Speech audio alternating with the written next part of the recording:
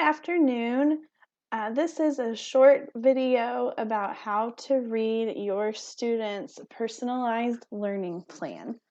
So in the next couple of days, you will receive a personalized learning plan for your student that has their updated dot report or grade for their winter benchmark. So when you first get this document, I would encourage you to come down to the bottom, scroll across, and find the sheet that says MC dot sheet and weighted blueprints. That's where I would like for you to start. So when you open this, it will have your student name, their grade, and then some focus areas. And then underneath here, you'll see their Quarter 2 English Language Arts dot report. A dot report just lists all of the standards and then gives you a green, a yellow, or a red dot to let you know how your student did on that question and that standard. So you'll have a Quarter 2 ELA, English Language Arts, and you'll have a Quarter 2 Math dot report as well, which is what both of those winter benchmarks were that we took back in December. Over on the right, you will see two boxes. One box says English Language Arts, and the other box is Math. This is the overall standards for each subject that your student is responsible for learning in their grade. So for English Language Arts, we've got reading and writing, critical reading and writing, vocabulary, language, research, and writing. And then for math, we have number and operations, algebraic reasoning and algebra, geometry and measurement, and data and probability. If you're in a grade other than fourth, these will also look pretty much the same across the board with a few changes. So what these two boxes tell us is kind of a preview of what will be on the state assessment. We don't have specific questions, but we do know, for instance, that 30 to 34% of the state assessment questions will be over this standard reading and writing process. We also know that 18 to 22% of the test will be on critical reading and writing, and then so on and so forth. So for math, we know that 42 to 46% of the state assessment's questions will come from this standard, which is number and operations.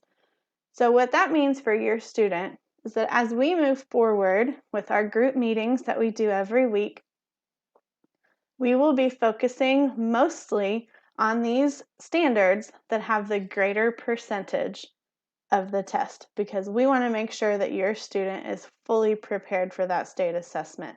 So we will be working obviously through all of them, but we will be spending a good part of our time on these standards that have the highest percent represented on their state test. What you can do as a parent is you can use these dot reports that will show up here to kind of decide what you would like to work on with your student.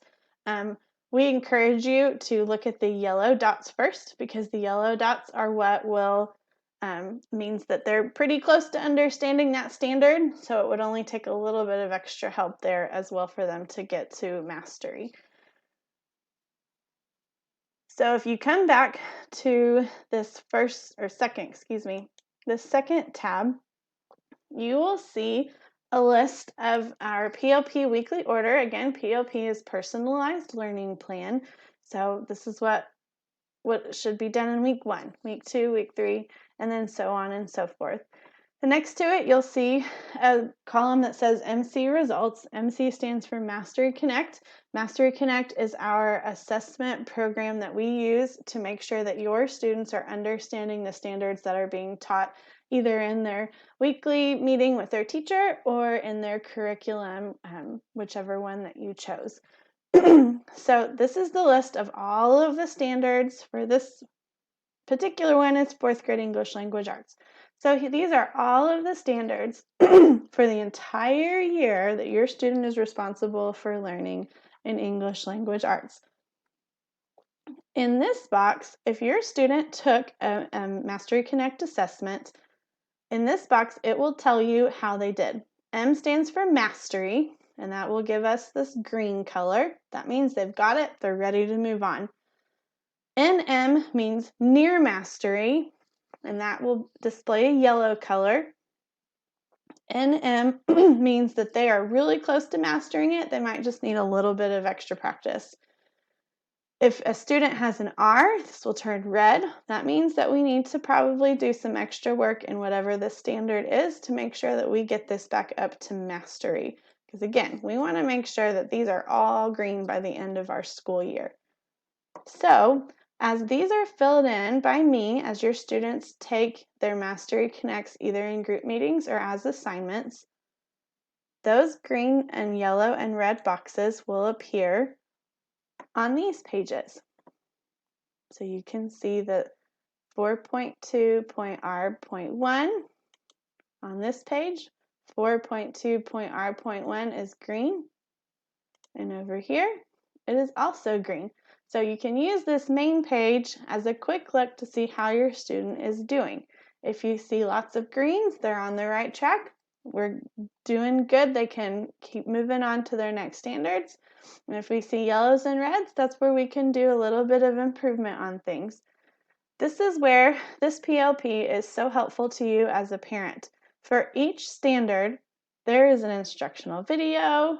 You'll see vocabulary for ELA, which vocabulary is English and Language Arts standards set to rap videos, which are very engaging and fun for the kids. Helps them remember things a little bit better too. And then you sometimes have practice worksheets or you have linked lesson plans. And then you also have IXL lessons linked that cover whatever standard you are working on. As a parent, you are not required to go through here and do all of these lessons, all of these videos, all of these IXL lessons. That is not something that we are going to ask you to do, because a lot of this is going to be covered in our group sessions, and a lot of this is going to be covered in your students' core curriculum.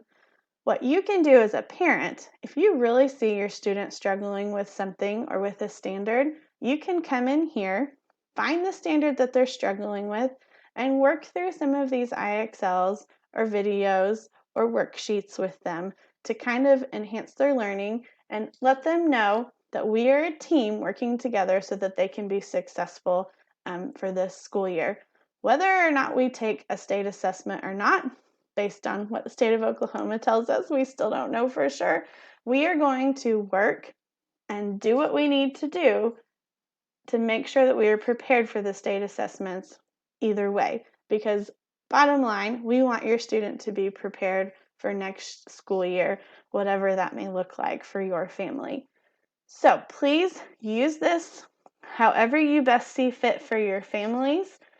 Some of these things might be repeated as we might be working through some of them in our group meetings, but that's okay. If you see a yellow or a red and you think that your student could use some extra help, please have them look through videos or do lessons or do IXLs. Any extra work that you feel like they can do that will help them be successful will be much appreciated on my end, I promise. So let me know if you have any questions, and you will see your student's personalized learning plan coming to your email and their email, hopefully by the end of this week. Have a good day.